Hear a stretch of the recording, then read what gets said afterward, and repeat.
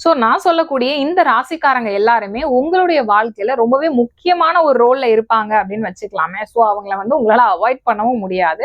அவங்க மூலமா அப்ப பிரச்சனைகள் வருமா, எனக்கு ஒரு மாதிரி நிம்மதி இல்லாம போகுமா அப்படின்னு கேட்டீங்கன்னா, சில சமயங்கள்ல இவங்க சொல்லக்கூடிய வார்த்தைகள்னால நீங்க ஒரு 2 நாள் ஒரு மாதிரி ஏன் இப்படி என்ன பார்த்து சொல்லிட்டாங்க, நான் அவங்களுக்கு நல்லதானே நினைச்சேன் அப்படின்ற மாதிரி நீங்க ஃபீல் பண்ணுவீங்க அப்படின்னு எடுத்துக்கலாம். சோ இவங்க எல்லாருமே உங்களுக்கு அப்படி பண்ணிருவாங்க, இப்படி பண்ணிருவாங்க, துரோகம் பண்ணிருவாங்கன்னு பெருசு பெருசா நீங்க யோசிக்க வேண்டாம். அந்த துரோகம் அப்படிங்கிற வார்த்தை ஆக்சுவலா அப்படி யூஸ் பண்ண வேணாம். பிகாஸ் இவங்க எல்லாருமே உங்களுக்கு க்ளோஸ் சர்க்கிளா இருப்பாங்க. இவங்க நினைச்சாலும் உங்களுக்கு நல்லது பண்ண முடியாது. இல்லைன்னா ஏதாவது ஒரு வகையில உங்க மன கஷ்டத்துக்கு இவங்க காரணமா இருப்பாங்க அப்படின்னு எடுத்துக்கலாம். சோ தனுசு ராசிக்காரங்க யார்கிட்ட எல்லாம் கொஞ்சம் கொஞ்சம் கேர்ஃபுல்லா இருக்கணும் அப்படிங்கறத பாத்தீங்கன்னா, ஒரு 4 ராசி இருக்கிறாங்க. அதுல முதல்ல இருக்கிறது மீன ராசி, அடுத்தது ரிஷபம், அடுத்து கடகம், அடுத்து கன்னி. சோ நீங்களே பாருங்க, உங்க ஃபேமிலியில இல்லைன்னா உங்களுடைய ரொம்ப க்ளோஸ் சர்க்கிள்ல இந்த ராசிக்காரங்க நிச்சயமா இருப்பாங்க.